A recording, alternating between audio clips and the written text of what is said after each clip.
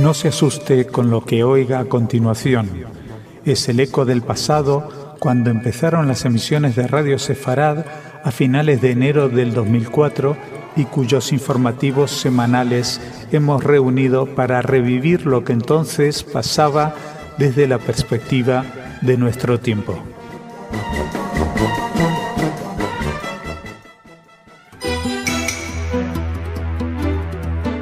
Bienvenidos, esto es Radio Sefarad, estas son las noticias. Empezamos con los titulares de hoy. Mientras Siria bombardea a palestinos, estos boicotean productos israelíes. Lieberman renuncia al cargo, pero no a la candidatura y dirección del partido. Satélites rusos civiles para uso militar. Y terminaremos en Hungría. Parlamentario quema bandera israelí. Como siempre, Jorge nos acompaña en estas noticias. Hola, Jorge. ¿Qué tal, Jordi? Y después viene Raquel con el espacio cultural. Pero empezamos. Aviones militares del régimen sirio de Bashar al-Assad bombardearon los alrededores del hospital de Al-Basel y el campo de refugiados palestinos de Al-Yayuna en Al-Yarmouk, cerca de Damasco, donde resultaron muertas decenas de personas y se registraron más de un centenar de heridos. Los grupos rebeldes indicaron que el objetivo era la mezquita de Abdel Kader al-Husseini y el colegio de Fallujah, en el campo de Al-Yarmouk.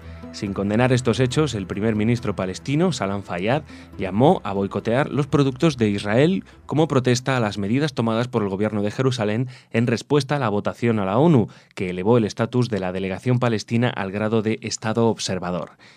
Instamos a los ciudadanos palestinos a detener la compra de productos de Israel como forma de resistir a la ocupación.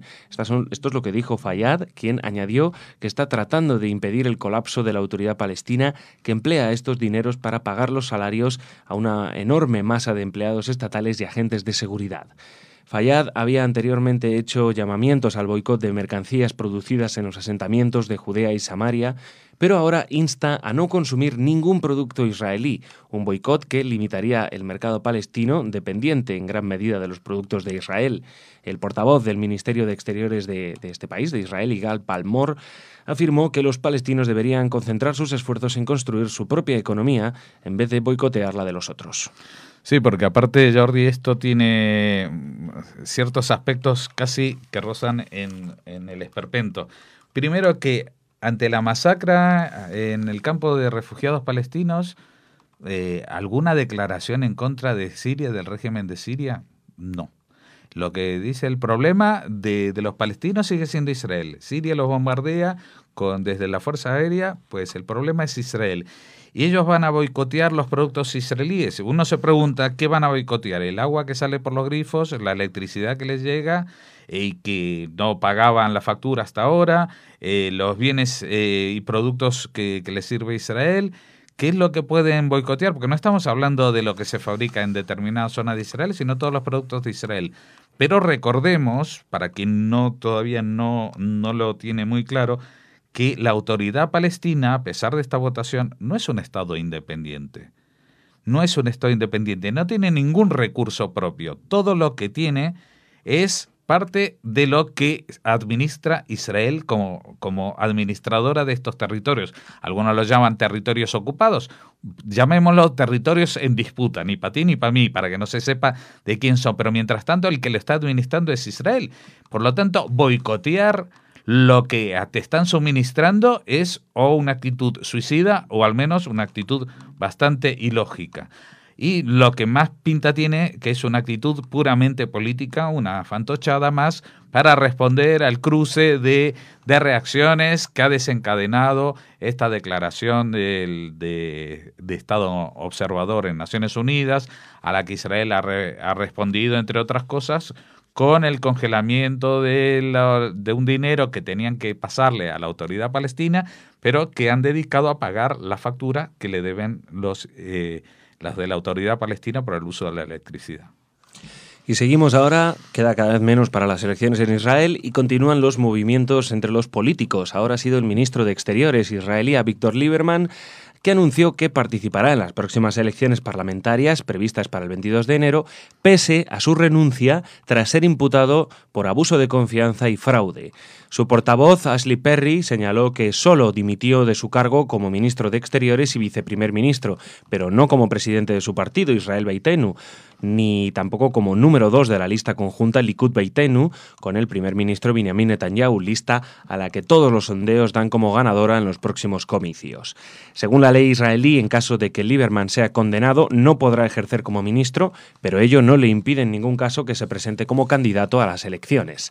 El titular de la Cancillería israelí argumentó que la decisión de la renuncia tiene como objetivo limpiar su nombre y luchar contra las acusaciones de presuntos escándalos de financiación durante su campaña y por la obtención de beneficios ilegales a través de una compañía dirigida por una de sus 2 hijas. Bueno, el tema de Lieberman es un tema que hace que Israel se parezca a tantos otros países del mundo, ¿no? O sea, cuando un político está acusado, pues es bastante difícil de que se retire de toda la actividad política, sino de lo que se ve obligado a retirarse.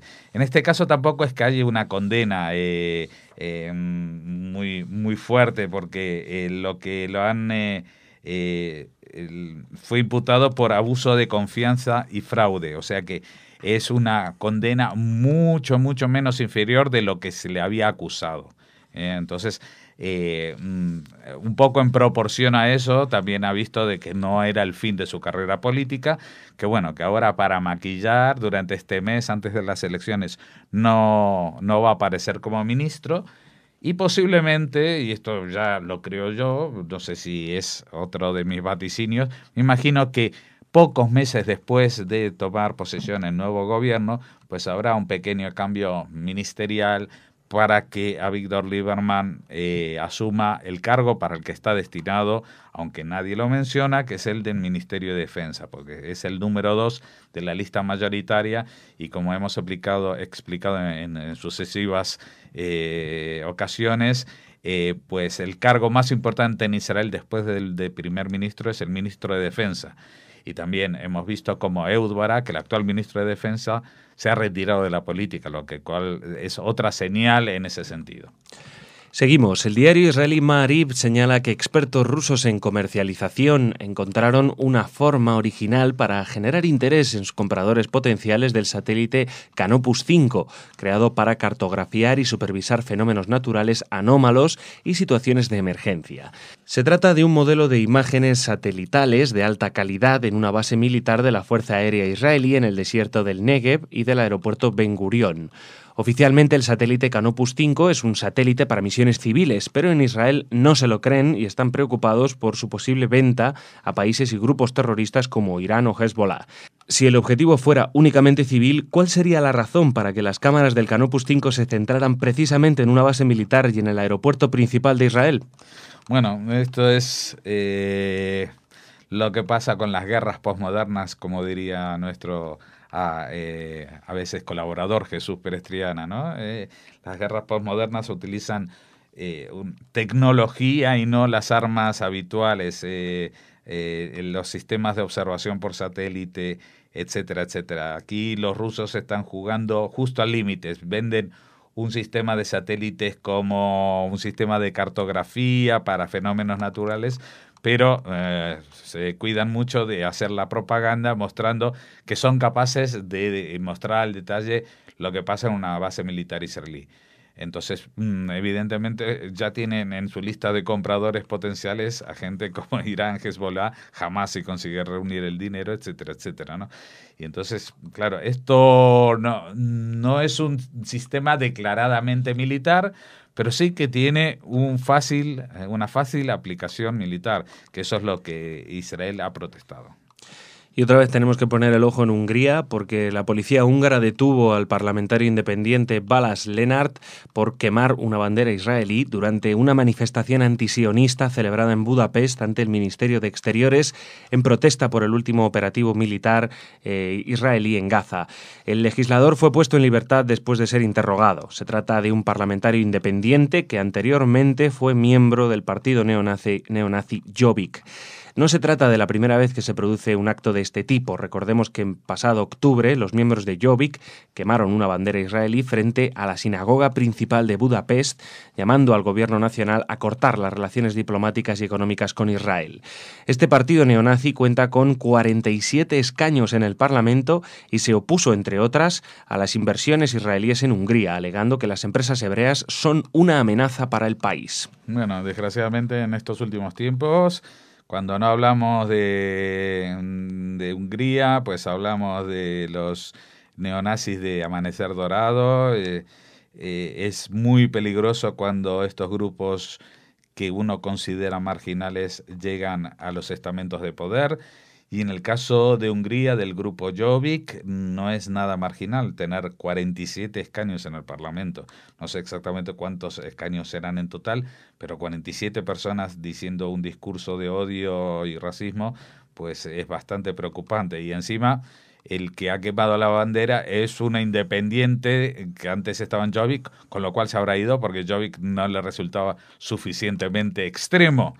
Así que, tengo la extraña sensación, Jordi, de que este es el comienzo, como se diría en Casablanca, el comienzo de una gran amistad. Creo que es el comienzo de una larga crónica de declaraciones, actos y mini actos como estos de quemar una bandera, etcétera, que siembran el odio por Europa. Y que son muchas veces tienen el componente añadido del antisemitismo más rancio. Por ejemplo, cuando los miembros de Jobbik quemaron la bandera israelí frente a la sinagoga de Bucarest, que es un sitio de culto y que no necesariamente todos los judíos y todo lo judío tiene que ver con las políticas israelíes. Muchas veces sucede todo lo contrario. Pero bueno, el hecho de hacerlo ahí era una manera de decir, no estoy quemando un judío, estoy quemando una efigie de un judío representado por la bandera israelí. Esto, como decía alguien, no recuerdo su nombre, nos recuerda que la palabra neonazi es un eufemismo, porque no son nada neo. Estos son grupos nazis. Gracias, Jorge. Mañana traeremos más noticias y ahora viene Raquel con el espacio cultural.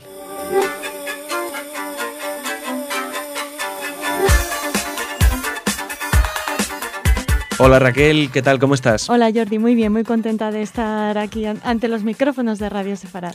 Bueno, como todos los días en tu espacio cultural y el de todos los oyentes, ansiosos por escuchar qué es lo que pasa y qué pueden hacer, qué actividades culturales o qué historias, noticias del mundo de la cultura tienes preparadas. Pues mira, les vamos a invitar a acercarse a las librerías porque se publica El mundo de Alice, que relata la historia de la superviviente del Holocausto más longeva del mundo. Es una persona, una pianista, que nació en Praga en 1903 y a sus 108 años, Alice Gershomer ha sido testigo de todo el siglo pasado y de por supuesto. Madre mía. Refugiada en Israel, fue pianista y profesora de piano en Jerusalén. Este libro, El mundo de Alice, de la también pianista Caroline Stoisinger, pues relata la durísima vida de Alice Gershomer, que asistió al juicio de Adolf Eichmann, por ejemplo, sobrevivió al campo de concentración de Theresienstadt, y a los asesinatos de su padre, marido y amigos a manos de los nazis, y después a la prematura muerte de su hijo. Una vida dura que la protagonista, que Alice, ha sabido llevar sin amargura y siempre ella siempre comenta que la música fue la clave de su supervivencia, así como su capacidad para encontrar lo humano en cada persona, incluso en sus peores enemigos, y que nunca ha perdido el optimismo ni las ganas de vivir, esta mujer que fue amiga de Franz Kafka y Sigmund Freud, por ponerte dos ejemplos. ¡Buah! Madre mía, Raquel. Un libro interesantísimo, El mundo de Alice, que, del que seguramente se podría hacer una película. Y precisamente sobre cine vamos a hablar ahora. Pero entonces es una biografía de esta mujer, ¿no? Sí, es una biografía, pero escrita por otra pianista. Novelada. Caroline Stoisinger, sí, y la edita Zenith, la editorial Zenith. Muy bien. Pues seguro que es interesantísimo. Vamos, esta gente tiene unas historias impresionantes, la verdad. Impresionantes. Háblame de cine, Raquel. Sí, de película, precisamente. Mira, hoy se ha firmado, ayer se firmó un acuerdo de coproducción cinematográfica entre España e Israel. Mira. Este acuerdo de coproducción tiene como objetivo, entre uno de sus objetivos, está el de beneficiar a la industria cinematográfica de estos países, tanto de España como de Israel, y contribuir al crecimiento económico de las industrias de producción y distribución de películas, televisión, vídeo y nuevos medios en Israel y en España. El acuerdo está firmado por el secretario de Estado de Cultura, José María Lasalle, y el embajador de Israel en España, Alon Bar. Y bueno, le deseamos muchísima suerte y muchísimos proyectos de coproducción entre España e Israel. Ahora que el cine israelí está tan en boga y es tan exitoso, bueno, pues a ver si ayudan un poquito al cine español, que es muy bueno, pero bueno, no tiene quizá tanta repercusión internacional. Se me ocurre una película, tú a Barcelona, yo a Tel Aviv, por ejemplo, ¿eh? Sí. Bueno. Seguro que los de Tel Aviv querrán ir a Barcelona más que a Madrid, pero bueno, ya veremos.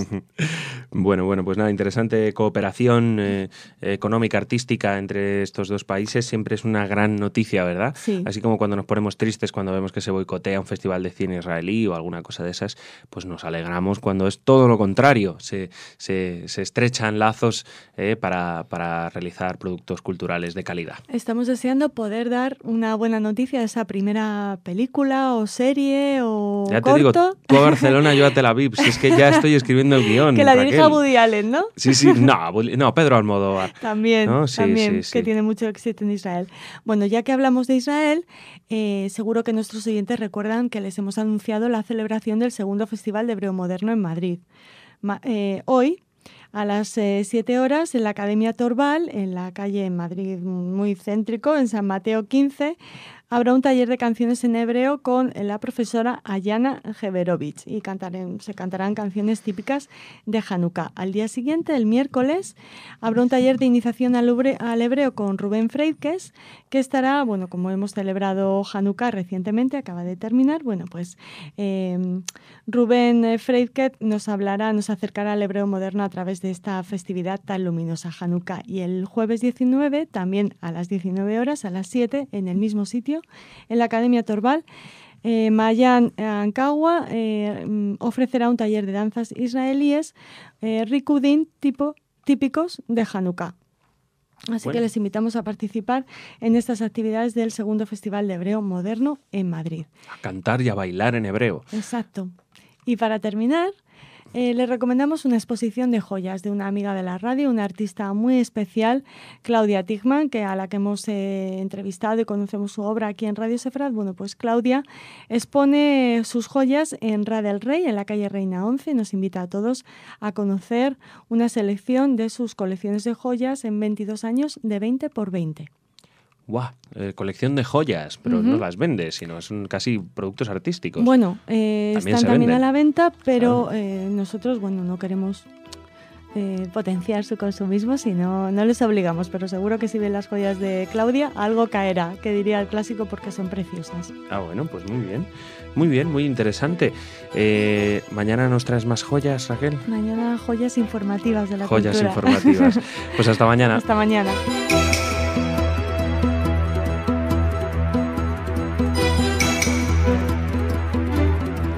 Bienvenidos, esto es Radio Sefarad, estas son las noticias. Empezamos con los titulares. Rajoy se reunió con Abbas en Moncloa. 1.500 viviendas para Jerusalén Este y las reacciones políticas. Sube el índice de crecimiento económico israelí, pero también sube la preocupación por la pobreza. Como siempre nos acompaña Jorge para comentar estas noticias. Hola Jorge. Hola Jordi.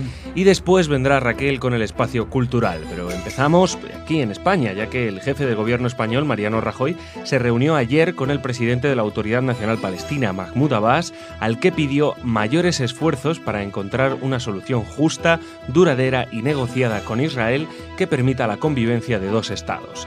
Abbas se encuentra en Europa desde el pasado jueves para realizar una gira por varios países tras la decisión de la Asamblea General de la ONU de aceptar a Palestina como Estado observador no miembro de la Organización Mundial. España apoyó esa decisión junto a otros 136 países y según el ministro de Asuntos Exteriores, José Manuel García Margallo, quien también se entrevistó con Abbas y ofreció una cena en su honor, lo hizo por coherencia histórica y por considerar que es la solución más adecuada para la paz. Ambos mandatarios también hablaron sobre los planes de Israel para construir nuevos asentamientos en Cisjordania y las dificultades para retomar el proceso de paz en Oriente Próximo.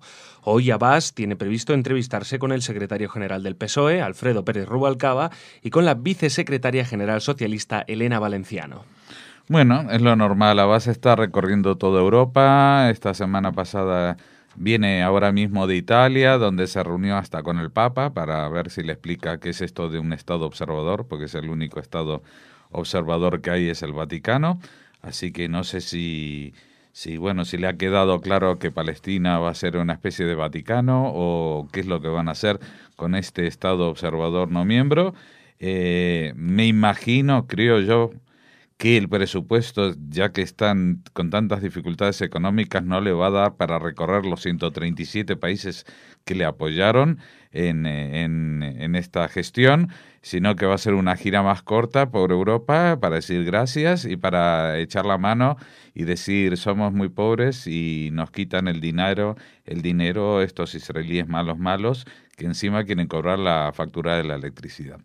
Así que bueno, pues esto es lo que hay. Hasta hace un mes nadie hubiera apostado porque la diplomacia española, que tanto había proclamado su compromiso inequívoco con Israel y etcétera, etcétera, iba a pasar lo que pasó, pero ya pasó, ya no hay lo que buscar.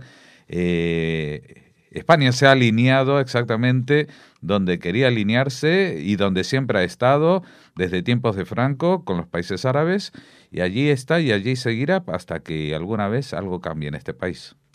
Ahora nos vamos a Israel. El partido Likud dio a conocer en la noche del lunes un comunicado de prensa con motivo a la aprobación de la construcción de 1.500 viviendas en Ramat Shlomo, un barrio en Jerusalén Oriental. ¿Qué más quiere la izquierda? ¿Que estrangulemos la capital de Israel hasta que Abu Mazen esté de acuerdo a retornar a las negociaciones? Se preguntaba este comunicado. Estas declaraciones son una respuesta a las fuertes críticas desde los sectores de centro-izquierda contra la autorización a la construcción. La presidenta del movimiento Atnuá, Tzipi Livni, dijo que la decisión representa todo lo malo del gobierno de Netanyahu. En el partido Yesh Atid, hay futuro en hebreo, de Yair Lapid, se escucharon argumentos similares. Como era de esperar, también la autoridad palestina condenó la expansión de asentamientos y señaló que Netanyahu incita al mundo a estar contra Israel para triunfar en las elecciones. Bueno, no creo que sea este el objetivo de Netanyahu, el que señalaba la autoridad palestina, pero sí que las últimas medidas, digamos, la respuesta, digamos, las reacciones de Netanyahu a la decisión que se tomó en Naciones Unidas con estas 3.000 viviendas en la zona E1 que tanto polvo han levantado, ¿no? Y que, bueno, que los expertos dicen que ni siquiera se va a llegar a realizar, que es más una declaración para soliviantar los ánimos que otra cosa. Y posiblemente estas 1.500 viviendas en Ramat Shlomo tampoco sean la solución al problema de la vivienda de los barrios de Jerusalén Este, sino más bien un intento de dar un golpe en la mesa y decir, bueno, si ustedes nos tratan así, nosotros también seguiremos con nuestra política. Pero también hay que leer que todas estas acciones no solamente representan una reacción a lo que hacen los palestinos, sino que ya en estos momentos estamos hablando en clave totalmente electoral, y las decisiones que tome un gobierno que está en funciones, porque ya se han convocado las elecciones, y aunque todas las encuestas apuntan a que Netanyahu va a volver a ser el primer ministro, pues hasta que no lo elijan no lo será. Por lo tanto, lo que hagan estos 30 días que quedan, tampoco, o sea, lo que diga que va a hacer en estos 30 días, no lo va a hacer hasta dentro de 30 días por lo menos. O sea, todos estos son promesas de futuro. No, nada de esto ha movido un solo tractor ni un solo ladrillo. Seguimos en Israel, pero vamos a hablar ahora de datos económicos, porque el Ministerio de Economía israelí revisó al alta la expectativa de crecimiento económico de 2012 del 3 al 3,5%, gracias a que ya en el primer semestre de 2013 el consorcio formado por Noble Energy y el grupo Delek comenzará a extraer gas del yacimiento de Tamar en el Mediterráneo. cuya reserva se estima en 274.000 millones de metros cúbicos. El Ministerio calcula que la producción de gas sumará un 0,8% al Producto Interior Bruto en 2013 y un 1% en 2014, cuando el crecimiento podría llegar al 3,9%, con lo cual Israel continuará encabezando, al menos durante los próximos 2 años, el crecimiento en el mundo desarrollado occidental. Sí, no estamos hablando de un país emergente, las economías emergentes tipo Brasil o India o China, que son países que antes estaban, digamos, subdesarrollados y por lo tanto su crecimiento siempre es asombroso. Estamos hablando de un país que ya está desarrollado, una economía moderna, occidental, y que sigue creciendo en tiempos de crisis. Y esto sí que tiene un mérito especial. Y no solamente tiene mérito ese 3%, sino que ahora se ha mejorado ese 3% porque estas reservas de gas natural de las que se habían hablado, pues están frente a las costas en la zona norte del litoral de Israel, en el mar Mediterráneo. Pues resulta que durante tanto tiempo las monarquías de los países árabes han vivido de las reservas de petróleo, y en Israel no había absolutamente ninguna materia prima como esa, pero hace poco se descubrió una tremenda bolsa de gas natural frente a las costas, y esto pues ha llevado al desarrollo de una explotación que iba a comenzar ya mismo en cooperación, tengo entendido, con gobiernos de Chipre, porque está más o menos son plataformas submarinas en el Mediterráneo. Así que esto va a disparar el Producto Interior Bruto de Israel, aunque no se va a reflejar exactamente y de forma inmediata en la mejora de las condiciones de vida de todos los habitantes, y eso tiene que ver con la próxima noticia. Porque terminamos con una encuesta. Según este estudio publicado por la ONG Fundación Latet, 3/4 partes de los israelíes están más preocupados por los problemas socioeconómicos que por la amenaza iraní.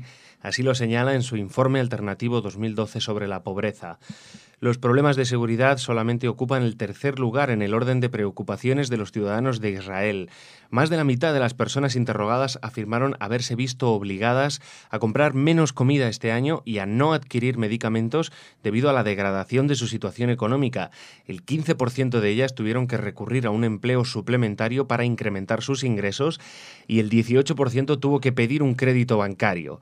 Según el mismo informe, niños y adolescentes debieron abandonar sus estudios y salir a trabajar o a pedir limosna para ayudar a sus familias. El informe mencionó serios casos de hambre y destacó ejemplos de niños que llegaron a no ingerir alimentos durante 3 días seguidos. Según su último informe sobre la economía israelí, publicado en abril de 2012, el Fondo Monetario Internacional subrayó que pese a su fuerte tasa de crecimiento económico, Israel tiene uno de los índices de pobreza más elevado de los 35 países miembros de la Organización para la Cooperación y Desarrollo Económicos, que agrupa a las naciones más ricas. Pues sí, este es un problema que está cada vez que preocupa más a la población.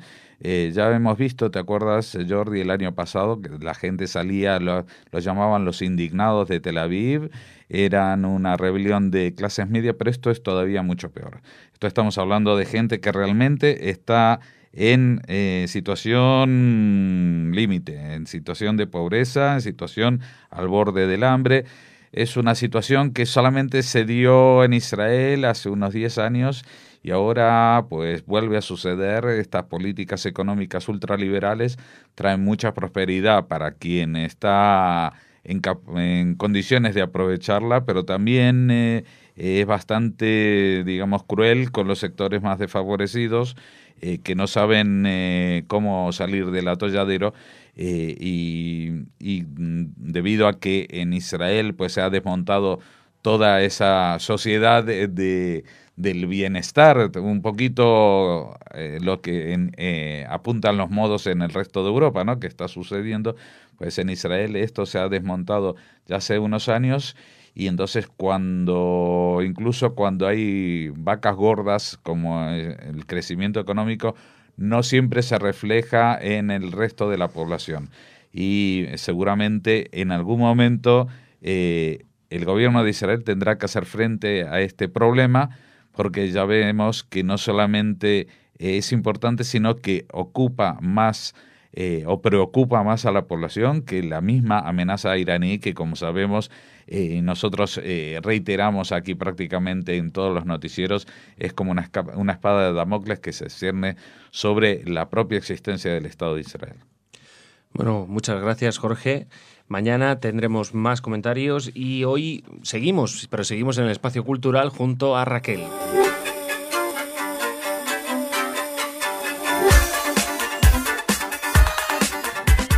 Hola, Raquel. Hola, Jordi.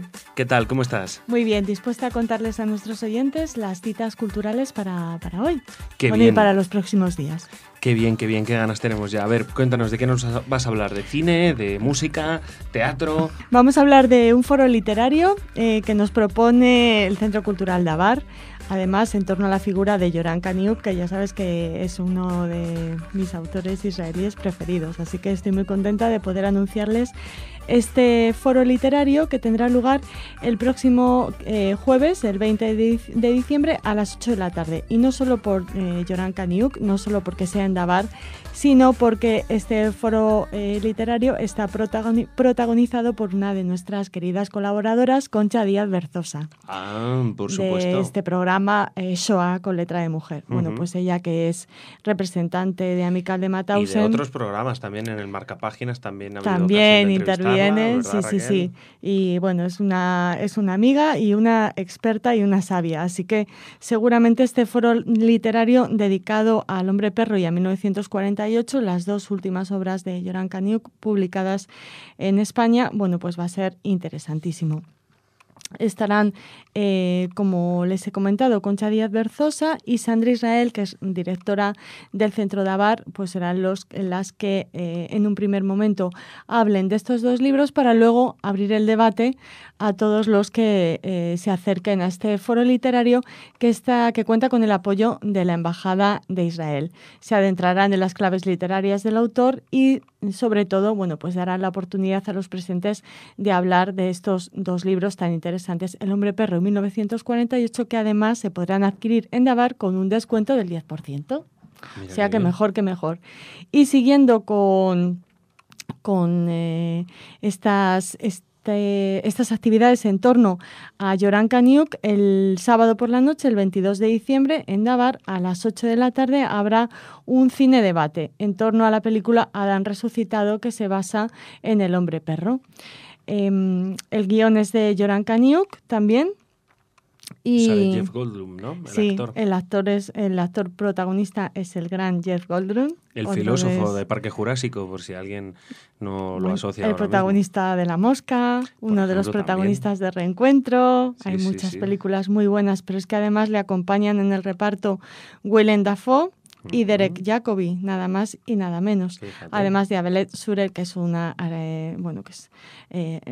la aportación israelí, digamos, a esta película. Les contamos la sinopsis de Adán resucitado, del que también hablamos con Alejo Moreno, nuestro experto en cine, en El celuloide elegido.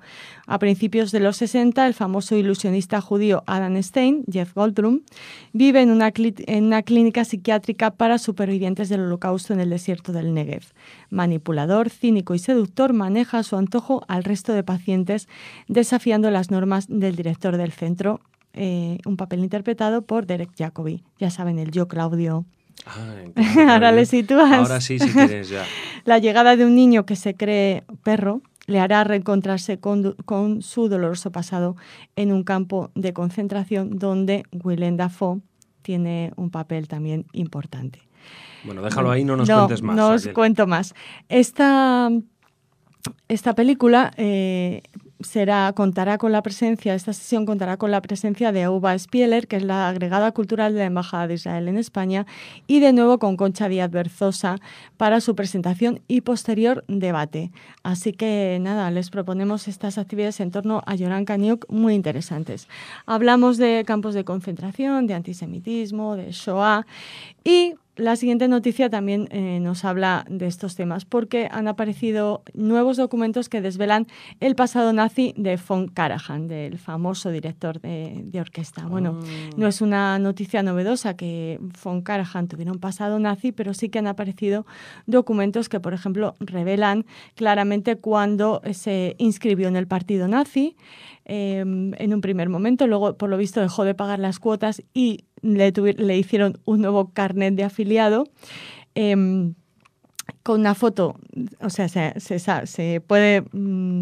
ha hecho pública este carnet con una foto de von Karajan joven y una confirmación escrita sobre su adhesión por parte del músico al partido nazi, fechada el 26 de noviembre de 1936, aunque él ya se había inscrito en 1933. Bueno, él, ante una comisión de desnazificación instituida por los aliados entre los años 1900 y 1945 y 46, von Karajan había admitido haberse afiliado al partido nazi, pero comentó que lo había hecho obligado preocupado por su carrera, que en aquel momento era condición sine qua non si querías trabajar, afiliarte al partido, ¿no? Bueno, no todo el mundo lo hizo y ahí queda eso. Esta comisión estuvo instituida por los aliados y de ahí, bueno, pues él intentó de alguna manera zafarse de este pasado nazi en el que tiene mucho que ver, Joseph Goebbels, por ejemplo, cuando von Karajan quiso contraer matrimonio en segundas nupcias con una mujer que era, tenía un abuelo judío. Ya sabes que por las leyes nazis, si tenías un abuelo judío, eras judío. Bueno, pues Joseph Goebbels intervino para que no se siguiera investigando a esta Anita Guterman, que fue la segunda esposa de von Karajan. Las relaciones entre Goebbels y el director de orquesta eran muy estrechas, así que algo más que un leve pasado nazi en la vida de von Karajan. Esta historia la conocemos también como el escritor Günter Grass. Y también hemos escuchado muchas veces aquello de no había otra opción, ¿no?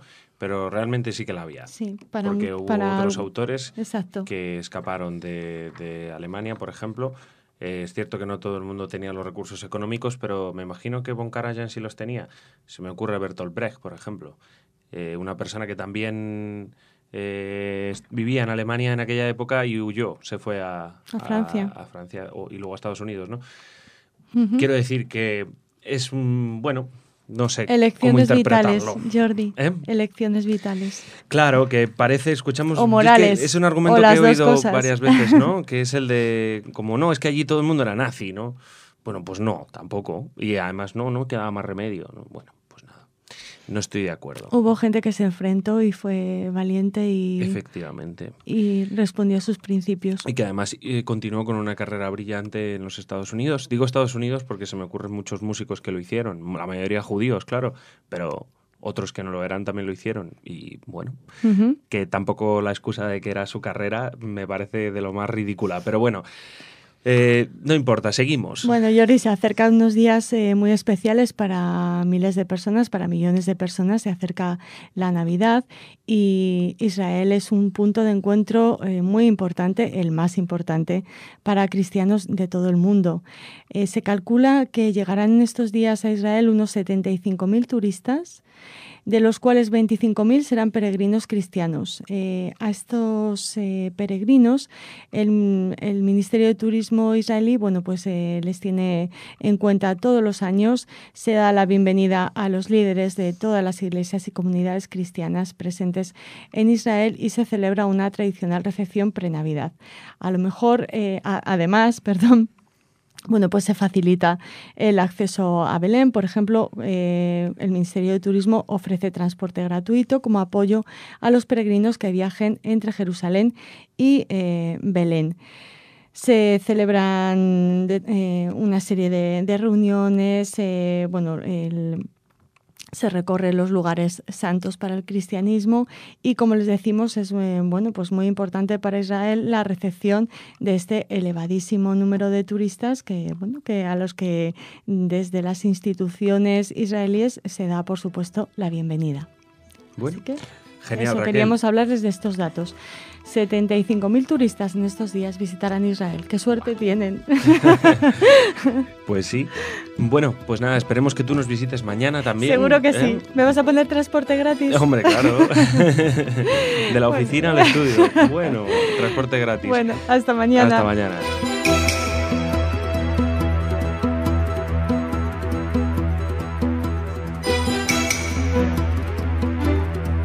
Bienvenidos, esto es Radio Sefarad y estas son las noticias. Empezamos con los titulares de hoy. Ecos de la visita de Abbas a España. Más datos sobre el arsenal químico sirio. Laboristas israelíes apoyan política de asentamientos y los votantes de centro la no división de Jerusalén.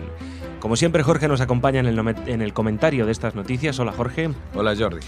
Y luego vendrá Raquel con el espacio cultural. Empezamos. En su visita al jefe de gobierno español, Mariano Rajoy, el presidente palestino Mahmoud Abbas le ofreció garantías sobre el uso que hará de su nuevo estatus, señalando que no se precipitará a la hora de pedir el ingreso en otras agencias de la ONU y en particular en la Corte Penal Internacional. Israel consideraría casus belli el hecho de que Palestina aprovechase su nuevo papel para denunciar por crímenes de guerra a los líderes israelíes, quienes podrían verse convertidos en parias internacionales confinados en su propio país si se dictase una orden de busca y captura contra ellos. El ministro de Exteriores de España, José Manuel García Margallo, dijo al respecto que la vía judicial es incompatible con la negociadora y los palestinos deben apostar por la negociación con el gobierno que salga de las urnas israelíes el 22 de enero. Previsiblemente encabezado por Benjamin Netanyahu y con Avigdor Lieberman como principal socio. El encargado de Exteriores palestinos, Riyad Maliki, que también participó en la gira, aseguró que la parte palestina no pone ninguna condición para sentarse a negociar, ni siquiera el cese en la construcción de asentamientos en los territorios ocupados, pero a continuación habló de las nuevas viviendas de la zona E1 como una línea roja y un obstáculo para unas negociaciones que deberían reiniciarse en 6 meses. García Margallo incluso se atrevió a citar a Arafat como adalid de la paz, quien también manifestó la intención de ayudar a los dos países, aunque las exigencias fueron dirigidas únicamente hacia el bando israelí. Respecto al dinero palestino que Israel ha retenido para pagar parte de la deuda con la compañía eléctrica que abastece a las zonas controladas por la autoridad palestina, el ministro de Exteriores, Maliki, la calificó de crimen según la ley internacional. Eso sí, a pesar de la profunda crisis y los sangrantes recortes de la economía española, el ministro español renovó el compromiso de España de seguir apoyando económicamente al país. Bueno, Jordi, lamento que hoy con mi voz no pueda hacer comentarios más extensos, pero la indignación va a poder más que las décimas de fiebre, porque esto ya clama al cielo. O sea, en la situación que está España, vamos a seguir aportando de la economía española a un país que no tiene necesidades. Es verdad que Israel le ha retenido un dinero, pero no se están muriendo de hambre, ni mucho menos. El que se pase por Cisjordania verán el nivel de lujo de los palestinos de estas zonas. Luego, este mismo dinero, mucha parte de ese dinero que se recauda de los impuestos de los españoles, van a gente como fue este citado adalid de la paz, Arafat, que se llevó todo el dinero a sus cuentas privadas en Suiza. Recordemos que Arafat, también citado aquí como otra vez, como que venía con la rama de olivo en la boca. Yo no sé si García Margallo no veía la tele en esa época, pero ese señor se presentó en Naciones Unidas con la pistola en la bandolera. Y vino también a España con la misma posición cuando estaba Adolfo Suárez a hacer ostentación cuando todavía era un grupo internacionalmente reconocido como terrorista. No digo que Arafat al final de sus días fuera un terrorista, pero lo que sí ha quedado demostrado que era un ladrón de su propio pueblo. Aparte de poner todas las trabas que pudo al proceso de paz. Así que ponerlo como ejemplo de cómo se tiene que hacer la paz me parece totalmente desfasado.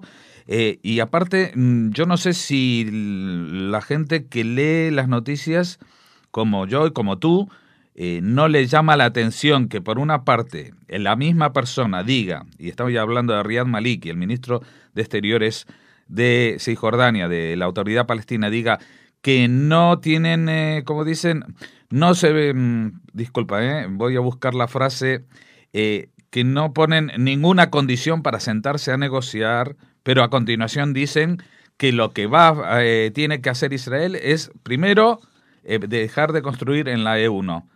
Entonces, ya está estableciendo las condiciones. Luego, dice que no se van a precipitar para entrar en el Tribunal Penal Internacional y el retraso del dinero ya lo califica no de un problema, no de una traba para la paz, sino de un crimen según la ley internacional, nada más y nada menos. Un crimen de la ley internacional que alguien retenga un dinero que le deben. Vamos a ver si esto se acepta de esta manera. Yo creo que igual no quiero llamar a la rebelión a nadie, pero me imagino que alguna autoridad autonómica de España a la que se le retiene el dinero podría ir al Tribunal de La Haya y presentar una querella criminal contra España. ¿Estamos todos locos? Esto es lo que quieren, ¿a qué quieren jugar? Pero que quieren jugar a ellos, los palestinos, ya los conocemos. Lo que nos parece inconcebible es que el Ministerio de Relaciones Exteriores de España le hagan el juego y que llamen a consultas, sí, al embajador israelí cuando hay algún problema o cuando se hablan de exigencias para ayudar a los dos países. Cualquier problema con Palestina, o sea, Palestina estuvo bombardeando, desde Gaza estuvieron bombardeando el sur de Israel durante meses. Nunca se llamó al embajador palestino a consultas para decir, a ver, ¿qué pasa y por qué no lo frenáis? Porque esta gente está bajo, o sea, Palestina es Palestina, entonces aunque sea en Gaza, algo tenéis que hacer, por lo menos una declaración. Nada. En cambio, cualquier cosa que pasa, se llama al embajador israelí y se le echa un tirón de orejas. Seguimos. Hablamos ahora de un general sirio que desertó a Occidente y afirmó que la cantidad de armas químicas almacenadas por el régimen del presidente Bashar Assad equivalen al presunto arsenal nuclear de Israel. El teniente general Adnab Shilu, que según los informes era el responsable del programa de entrenamiento militar de armas químicas, declaró que el gobierno de Damasco escondió sus depósitos de armas no convencionales en varias ciudades, entre ellas en Homs y Alepo. El jefe de las tropas de la ONU, Erbel Atsus, aseveró que su organismo ha enviado un equipo para proteger a las fuerzas de paz desplegadas en la frontera entre Siria e Israel contra un eventual ataque con armas químicas. Bueno, a mí lo que más me llama la atención de esta noticia es justamente el final. Dice que el jefe de las tropas de Naciones Unidas ha enviado un equipo para proteger a las fuerzas de paz, no a las poblaciones. A las Naciones Unidas lo único que le preocupa es que los soldados que están ahí desplegados no les pase nada. Entonces, ¿para qué están desplegados los soldados? ¿No están ahí para evitar que pasen estas cosas? ¿No tienen que interponerse esa fuerza de paz entre Siria e Israel para que Siria no ataque con armas químicas a Israel? ¿No están para proteger a alguno de los lados si es atacado por el otro?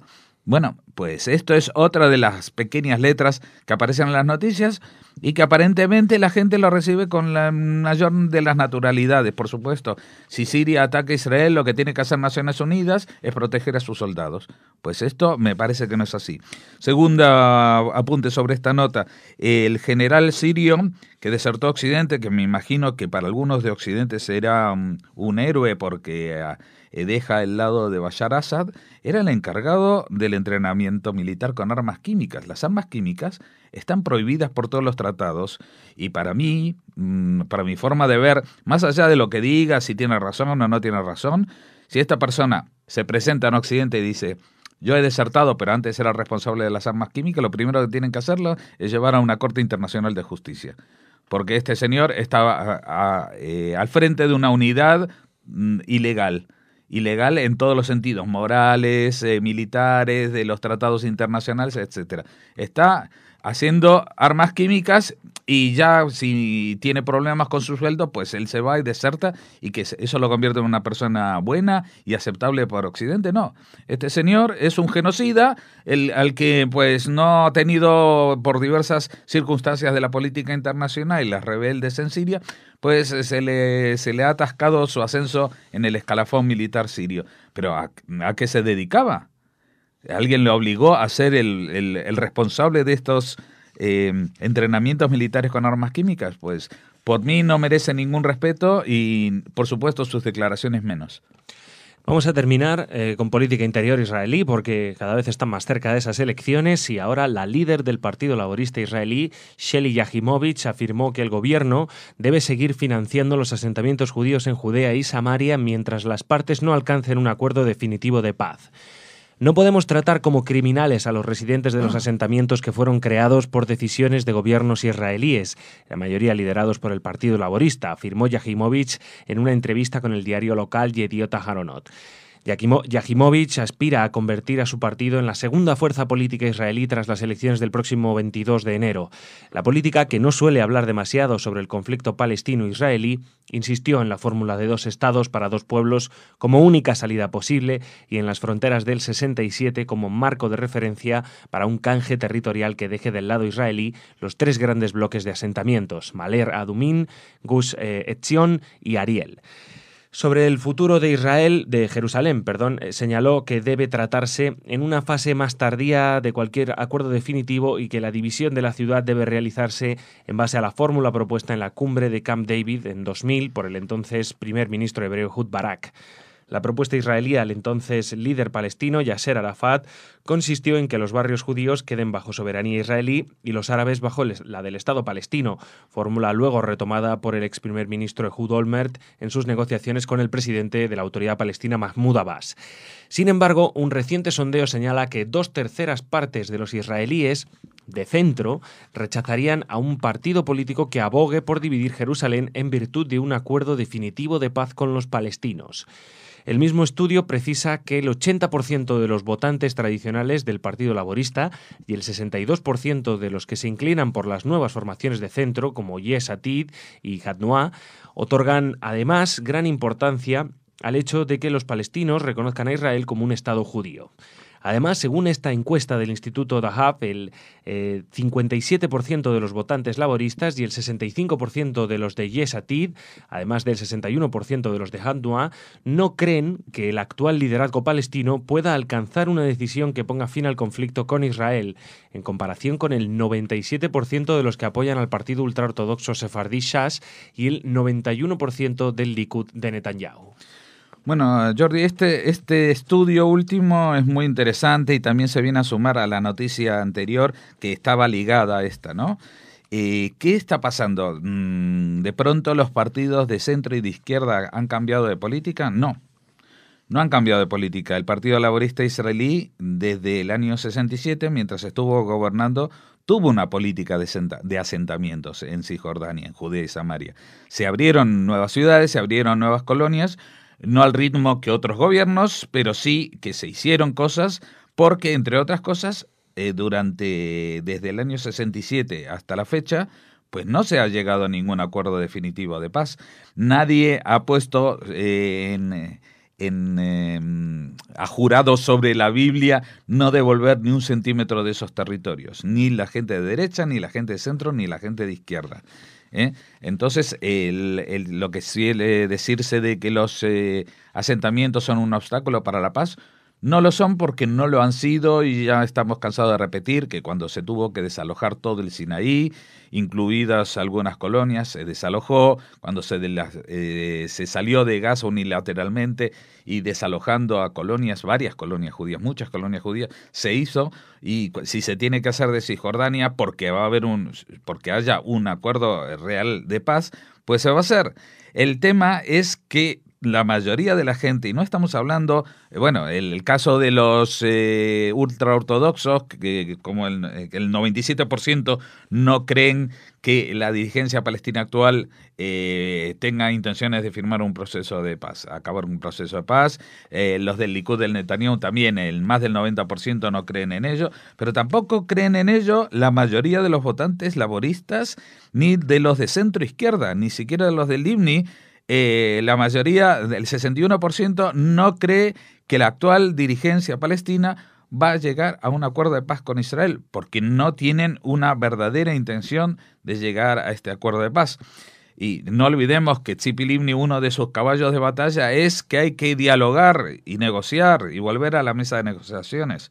Pero cuando se habla de negociar y volver a la mesa de negociaciones, se está hablando de hacerlo sobre las bases de lo que ya se había pactado y por alguna razón, por alguna razón inexplicable no se firmó en 2000, cuando se echó atrás Yasser Arafat, y era prácticamente el mismo programa el que llevó Ehud Olmert casi hasta el final con Ehud Abbas, y que hace poco el propio Abbas decía, con Olmert ya hubiéramos firmado la paz, pero si estamos hablando de estas mismas condiciones, ¿por qué no pueden ser las mismas condiciones para hablar con quien sea, con Netanyahu o con quien sea?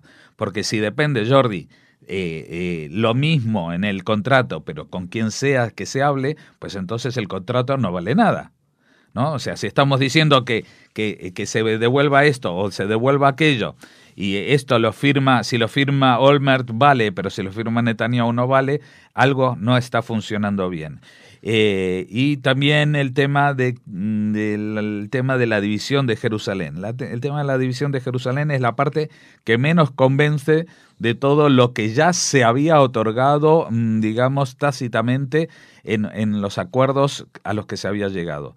O sea, en Camp David en el 2000 se llegó a que también Palestina, el Estado palestino tendría su capital en Jerusalén, que la llama Al-Quds, y que tendrían sus propios barrios dentro de Jerusalén. Pero incluso esa parte es la que no acaba de convencer a nadie, porque todo lo demás tampoco han dado ninguna muestra de buena voluntad. O sea, los palestinos hablan de paz mientras disparan cohetes y hablan de que no se tengan precondiciones para hablar sobre la paz, y en la misma mesa de negociaciones, antes de entrar a ella, ya están diciendo, pero primero que pare esto y luego que hagan aquello. Entonces, es muy difícil que la sociedad israelí reaccione de otra manera, y parece, y esa es la sensación que se transmite erróneamente a través de la prensa, que la sociedad israelí se derechiza. Y no es el término correcto que se derechiza, porque la gente no cambia de postura política. La gente lo que está es desilusionada y decepcionada de todos los organismos internacionales que tienen que ayudar al diálogo sobre la paz, porque cada uno tira para su lado. Los Estados Unidos, Obama, ha sido una gran desilusión y una gran pérdida de tiempo durante estos últimos 4 años. Ni hablar de Rusia, China, que van a hacer negocios y les importa poco con los cadáveres de quien sea. Y Europa, que sobre sus filosofías parece que se parece un poco a la orquesta del Titanic, que se está hundiendo, pero está dando lecciones de moral al resto del mundo. Así que la sociedad israelí no está yéndose a la derecha, está mostrando su decepción porque nadie les hace ni caso. Gracias, Jorge. Esto ha sido las noticias políticas. Ahora viene Raquel con las noticias culturales.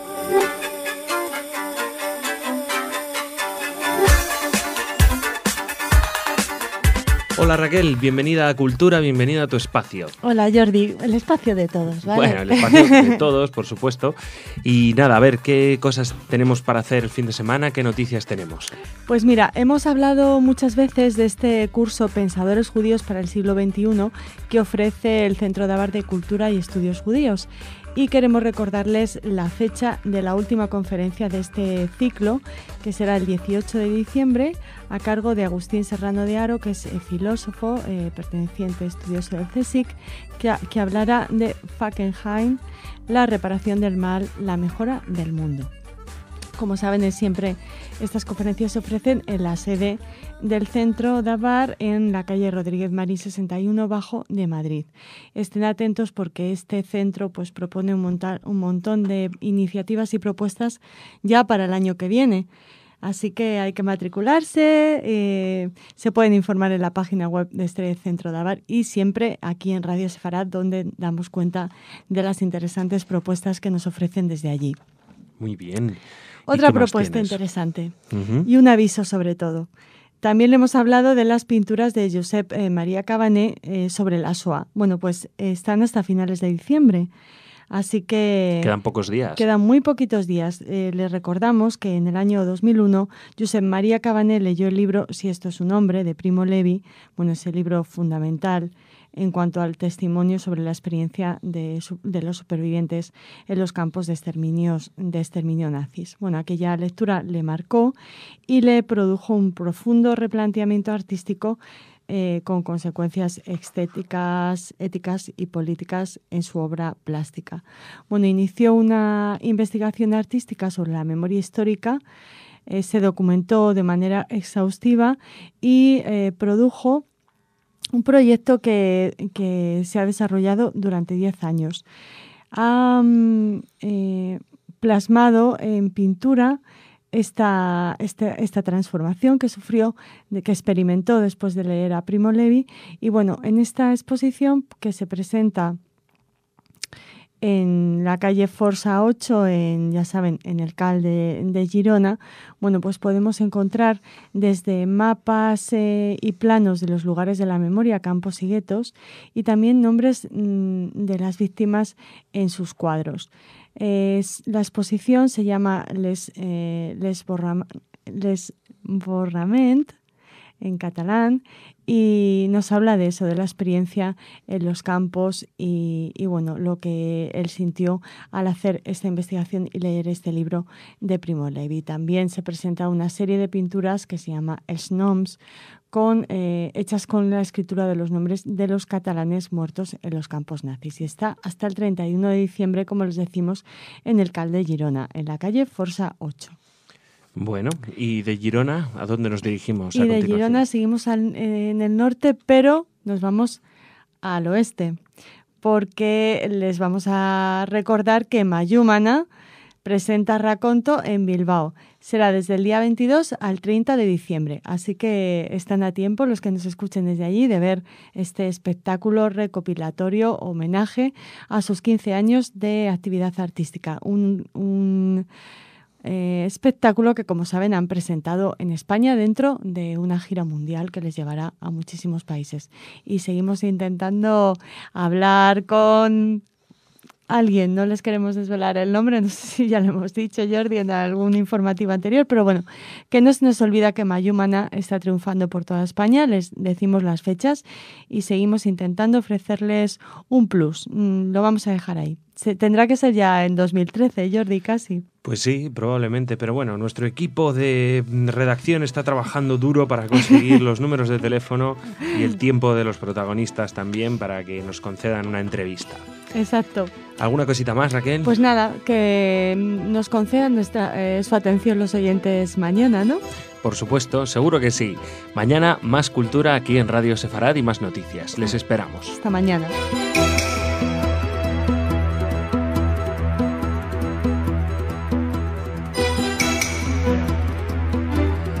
Bienvenidos, esto es Radio Sefarad y estas son las noticias. Empezamos con los titulares de hoy.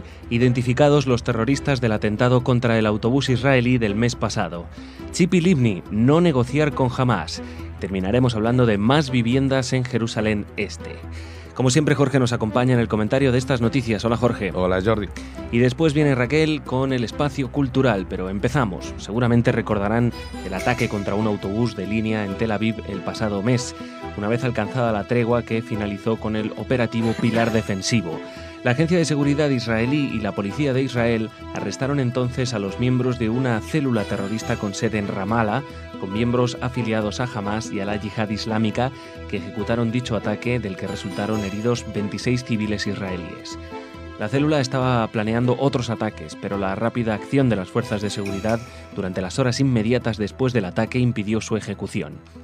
Los principales terroristas que confesaron su participación en el ataque son Ahmed Musa, nacido en 1987, miembro de Hamás, residente en Beit Likia, líder de una célula terrorista que fuera encarcelado anteriormente entre 2005 y 2006 por planear ataques terroristas contra Israel y responsable de la recopilación de información, la producción del artefacto explosivo, la contratación de la persona que depositó el dispositivo y quien activó el dispositivo de forma remota. El segundo detenido es Mohammad Mfarja, ciudadano israelí, nacido en 1994, residente en Beit Likia desde septiembre del 2012, reclutado por el anteriormente citado Ahmed Musa, quien depositó el artefacto explosivo en el autobús de Tel Aviv, utilizando el acceso que le proporcionó su identidad israelí.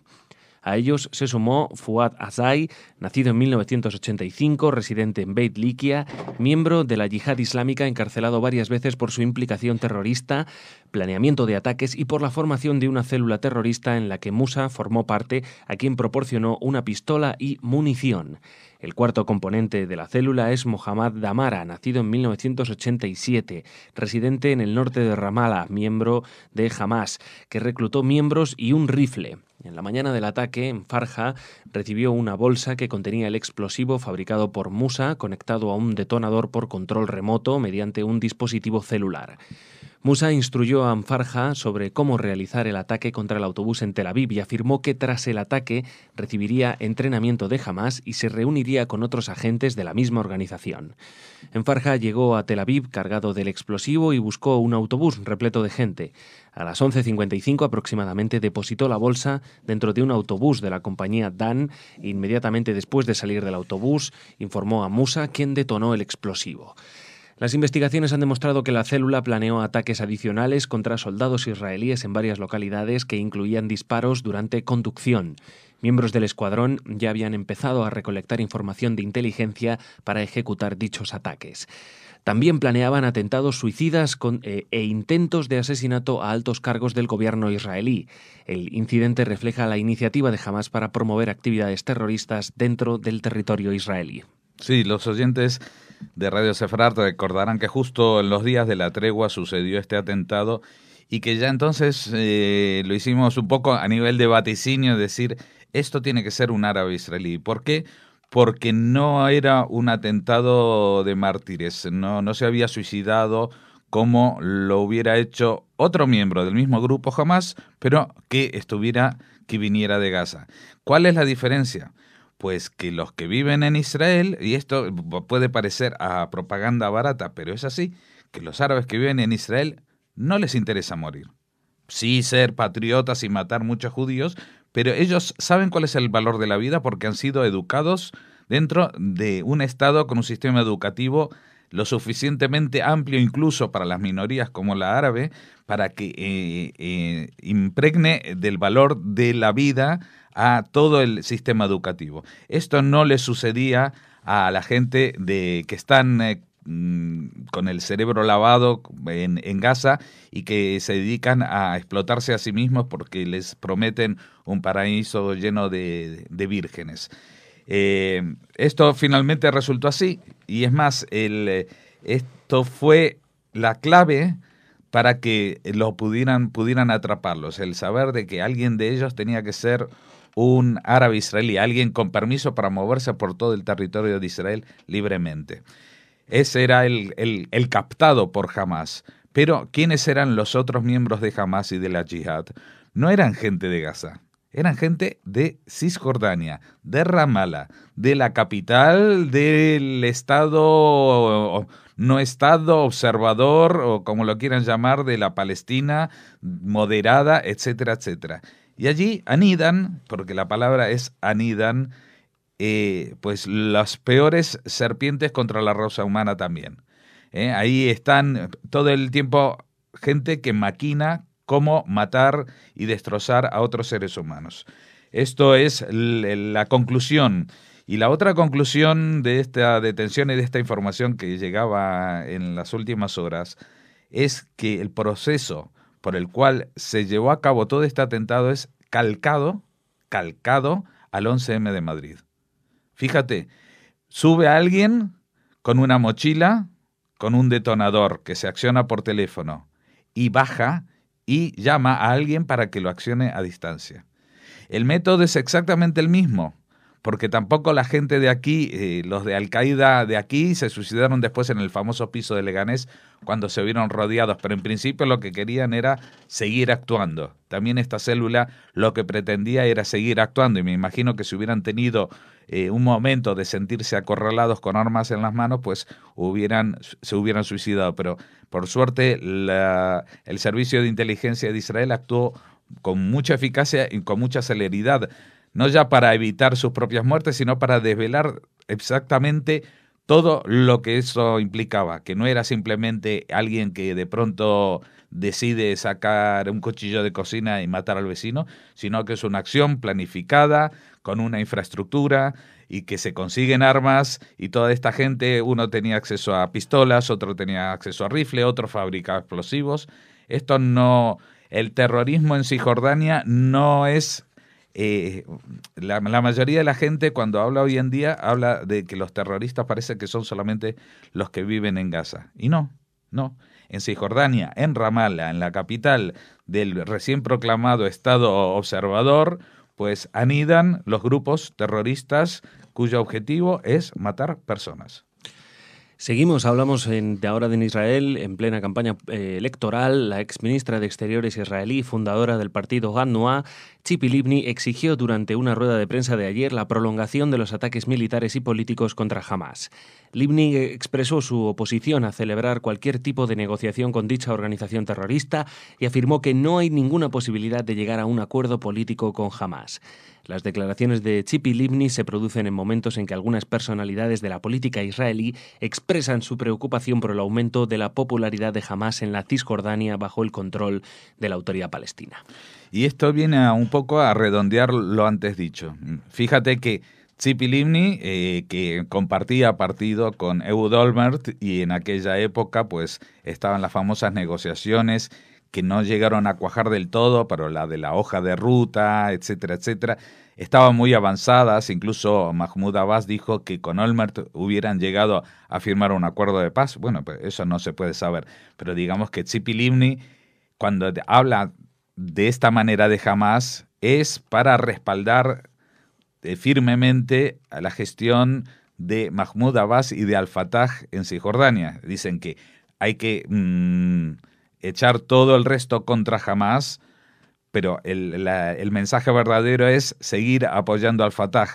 Lo que pasa que también la realidad se impone. La realidad es que tanto en Cisjordania como en Gaza, al Fatah cada día está en declive. Ha recibido el respaldo internacional, pero no tiene el respaldo de su pueblo, Mahmoud Abbas. Ese es el problema. Hace años que promete volver a llamar a elecciones.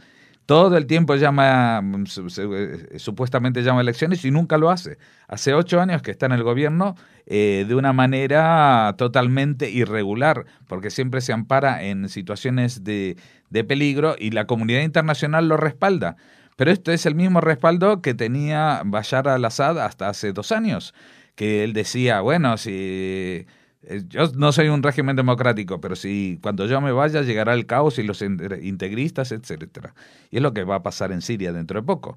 Y es lo que hacía Mubarak hace 2 años también. Él podía vender a Occidente la imagen de que aunque su régimen no fuera totalmente transparente y democrático, era una mucho mejor opción que lo que había como alternativa. Y esto es lo que proclama Tzipi Livni. Lo que pasa es que la realidad se impone a los deseos, y la verdad es que Hamás está creciendo en popularidad y está penetrando de forma muy decidida en Cisjordania, con lo cual amenaza no solamente al Fatah, sino a toda esperanza de paz, porque Hamás en todo caso puede querer una tregua, pero a Hamás no le interesan 2 estados. A Hamás le interesa un único estado, y ni siquiera un estado, sino un reino de la Sharia en todo lo que es Oriente Medio, en todo lo que era Dar el Islam, quiere decir todas las tierras que fueron alguna vez parte del Islam, eso incluye por supuesto España, que vuelvan a estar allí, y después proseguir la yihad para que el resto de los infieles del mundo pues aceptemos cuál es la verdad absoluta y eterna del Corán. Y terminamos hablando del Ministerio del Interior de Israel, que recortó el martes sorpresivamente el número de viviendas a construir en Jerusalén Oriental tras las críticas recibidas por la aprobación de otro plan de edificación en dicho sector de la ciudad. El Comité de Planificación de Distrito del Ayuntamiento de Jerusalén había aprobado 700 viviendas en el barrio árabe de Beit Safafa y pospuso la aprobación de otras 1000 en Givat HaMatos. Según el concejal Yair Gabay, el proyecto no fue aplazado por razones ideológicas, sino por falta de infraestructuras. El plan forma parte de las 6.500 casas en barrios judíos en Jerusalén Oriental que los comités de planificación del Ministerio de Interior y de la Municipalidad de Jerusalén tienen previsto aprobar esta semana. Sin embargo, el miércoles se dio luz verde a la construcción de 2.100 nuevas viviendas para judíos en el citado barrio de Givat Hamatos y unas 500 para los palestinos de la vecina aldea de Beit Safafa. Bueno, esto es un galimatías para el que no conozca la geografía minúscula de los barrios del este de Jerusalén. Y en realidad, pues forma parte de las supuestas represalias que Israel está tomando por estas iniciativas unilaterales del gobierno palestino. Entonces, esto estaba retenido hace mucho tiempo y ahora es como si hubieran abierto la caja de Pandora y empiezan a surgir tractores y grúas para construir en todo el este de Jerusalén. En realidad, nada de esto es nuevo. Todos estos barrios, cuando se ponen a construir las viviendas, lo hacen de un día para otro porque ya está todo hecho. Vamos a ver, está la planificación seguro, está el tendido eléctrico, está el agua, está el trazado de las calles y simplemente esto se ha retrasado muchas veces por cuestiones políticas y ahora por cuestiones políticas justamente vuelven a la palestra y vuelven a brillar, incluso a veces con pequeños trucos como el permitir que una aldea árabe que ya está como absorbida dentro de Jerusalén pues también reciba permisos para construcción, que eso a los habitantes de estas aldeas también les afecta el parón inmobiliario Yo no sé si sería bueno utilizar, pero es una represalia inmobiliaria la que está tomando Israel en estas semanas. Decir, bueno, ante los movimientos políticos, bueno, yo lo que hago es autorizar algo que la gente me viene pidiendo hace mucho tiempo y que tampoco hay ninguna razón, nada que impida y que frene por qué no hacer esto. Todo el mundo dice, cuando digo todo el mundo, digo en el área de Europa, la Comisión Europea, los países de Europa, pues se han sentido unánimemente ofendidos por estas construcciones de vivienda. Pero vamos a ver, ya no estamos hablando de Cisjordania, estamos hablando de Jerusalén Este. Y Jerusalén, Israel, hace ya mucho tiempo que dejó claro de que se va a poder hablar de todo y devolver de todo, pero con Jerusalén vamos a tener un problema y Jerusalén no se va a devolver a nadie porque Jerusalén es de Israel y siempre lo ha sido. Con Yasser Arafat se llegó a un tratado para que la autoridad palestina, el Estado palestino, mandara en algunos barrios de la ciudad, pero no en toda la ciudad. Entonces, vamos a ver, nunca se va a determinar qué es Jerusalén y qué es Jerusalén israelí y no Jerusalén israelí hasta que no se sienten a negociar. Y bueno, dado Jordi que hoy es el famoso 21 de diciembre de 2012, pues no sé, igual los mayas nos ahorran el saber el desenlace de todas estas tensiones y el mundo se acaba, o como parece que les pasaba a los mayas, que se les acabó el calendario y tienen que empezar otra vez la cuenta de cero. A mí me gustaría entender de que el 22 de diciembre pues empezamos de cero y se puede volver a hablar de todo. Esa es la ilusión que sostiene a muchos millones de personas en Oriente Próximo. Pues muchas gracias, Jorge. Veremos qué ocurre esta noche. De momento, Shabbat Shalom. Shabbat Shalom, y si todo va bien, nos vemos el martes. Claro que sí. El martes nos vemos. Ahora viene Raquel con las noticias culturales.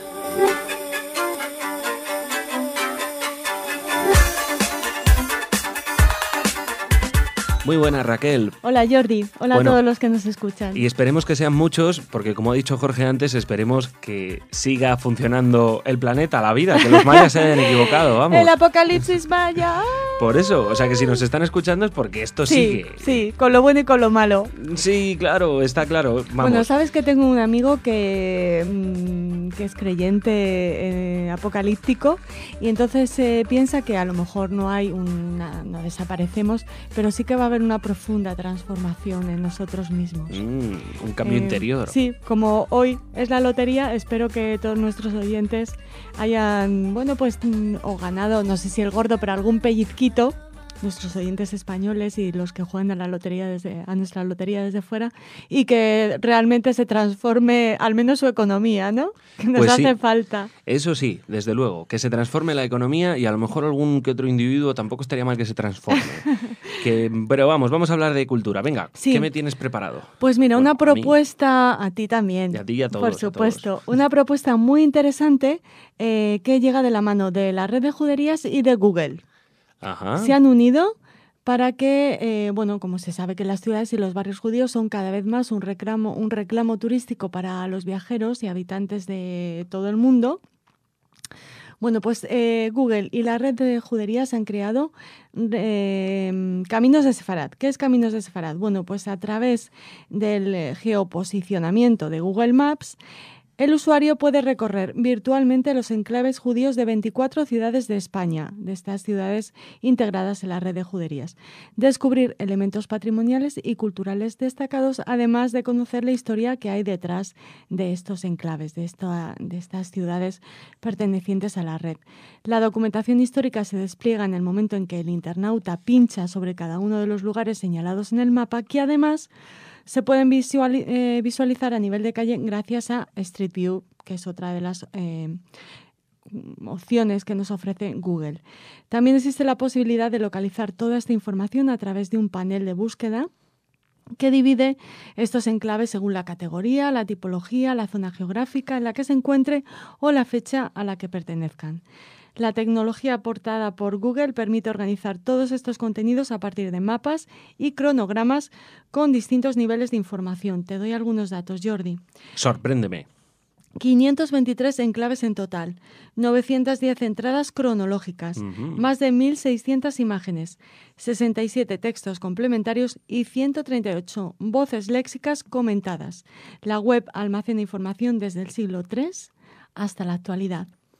Pues sí, Una iniciativa muy interesante que fue presentada en Sefarad Israel hace muy poquitos días. Queríamos esperar un poco para ofrecerles una información más completa y lo hemos estado probando y la verdad es que es una herramienta muy interesante. Bueno, digo yo, es como un guía electrónico, ¿no? Tú vas ahí con tu móvil o con tu tablet, con tu smartphone, sí, y vas por la calle, entonces así no te pierdes, que por cierto, en los barrios judíos muchas veces, como todos los barrios antiguos, pues son... El entramado es complicado. Claro, son laberínticos, entonces te puedes perder. Si se me viene a la mente Toledo, ¿no? Donde es muy fácil perderse, por ejemplo, y entonces tú vas por la calle, así no te pierdes, sabes qué calle coger para ir al sitio al que quieres ir y de paso le das y te sale la información, ¿no? Sí, y además si estás en tu casa, puedes estar en Sefarad también. Hay que animar a la gente a ir a la ciudad. Es que eso es lo que te iba a decir, que esta experiencia no sustituye a la real de pasear por estas calles. Exacto. Pero no puede ser, desde el salón de casa no nos podemos creer que estamos en una preciosa ciudad, cualquiera de las muchas que tienen judería, ¿verdad? Y imaginarnos eso desde el ordenador. No, yo no soy muy de estas técnicas virtuales, hay que ir al sitio, in situ. Exacto. Pero bueno, es una aproximación. Claro, o sea que para despertar interés siempre está bien. Bueno, pues prueben este Caminos de Sefarad, que ¿cómo se encuentra? Entren en la página de la red de juderías y ahí encontrarán la manera de acceder a Caminos de Sefarad, estos caminos virtuales de los que les hemos hablado en primer lugar en esta agenda cultural, en la que ahora vamos a hablar, Jordi, de una exposición, la de Adi Rosenblum en Málaga. Hasta el 20 de enero, una quincena de obras del dúo formado por la israelí Adi Rosenblum, que no tiene nada que ver con, que sepamos, nuestro director Jorge Rosenblum, y el austríaco Markus Muntean, pues pueden verse en el Centro de Arte Contemporáneo de Málaga. La muestra evoca la incertidumbre reinante en el mundo actual, así que es una exposición de plena actualidad. Sí, incertidumbre, esa es la palabra clave. ¿Y qué más? Pues también terminamos hoy con arte, el de Alex Katz, en las selecciones del Museo Guggenheim. En la tercera presentación del ciclo Selecciones de la colección del Museo Guggenheim Bilbao, se incluye a miembros del movimiento pop, así como artistas que siguen de alguna manera su legado. Con ocasión de esta presentación se exhibe por primera vez en el Guggenheim Bilbao la serie Sonrisas, Smiles, 1993-94 de Alex Kratz, una de las más recientes incorporaciones a la colección. Esta Sonrisas está compuesta por 11 retratos femeninos de gran formato. La presentación permanecerá expuesta hasta el 27 de octubre de 2013. Tenemos muchísimo tiempo para ir a Bilbao, al Guggenheim, que es maravilloso, la ciudad también, y ver estas obras de Alex Kratz, que nació en el seno de una familia de emigrados judíos rusos y es considerado a menudo como uno de los precursores del arte pop. Su obra, forma parte de las galerías más importantes como el MoMA, el Whitney Museum, el Metropolitan, el Pompidou, la Tate Gallery o incluso el Museo Reina Sofía. Además, si van a Bilbao también tienen la oportunidad de ver la obra de Egon Schiele, uno de mis pintores preferidos, que ahora se está exponiendo allí. Así que es una muy buena excusa. No es judío Egon Schiele, pero tuvo muchos amigos judíos y muchas conexiones. Así que y el propio Guggenheim, que es impresionante cuando lo ves por fuera también, ¿no? Es como una escultura en sí mismo. Es maravilloso. Que es muy bonito y es una obra de Frank Gehry, si no me equivoco, ¿verdad? No te equivocas. Y yo creo que también es un autor judío, Frank Gehry. Frank Gehry es judío, lo que pasa es que cambió su apellido. No recuerdo ahora cuál es su apellido original. Como Bob Dylan. Sí, como Zimmerman, pero no era Zimmerman. Era otro. Bueno, fuera El de Gehry ahora mismo, el próximo día, a ver si lo recordamos. Es judío segurísimo, pero cambió su apellido para facilitar un poco, no sé. Sí, lo hemos visto muchas veces. La vida, a veces hay que... Sí, para no ir, no sé, pues como tú dices, oye, a veces para que te salgan más trabajos, hablando, en fin, así están las cosas. Jordi, hablando de gente que ha cambiado su nombre, que ha adoptado un nombre artístico, el documental que se puede ver en estos días en las pantallas españolas sobre Woody Allen es súper recomendable. A todos los que les guste el cine y en particular el cine del genio neoyorquino, les pedimos que no se lo pierdan porque les va a encantar. ¿Cómo se llama Woody Allen? ¡Ay, te he vuelto a pillar! Sí, no sé, Alan Königsberg. Ahí está. Algo así, ¿verdad? No, yo no me lo sé, yo no me lo sé.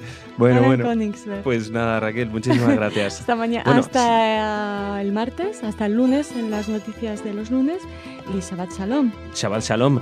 Raquel, si es que ese es tu verdadero nombre.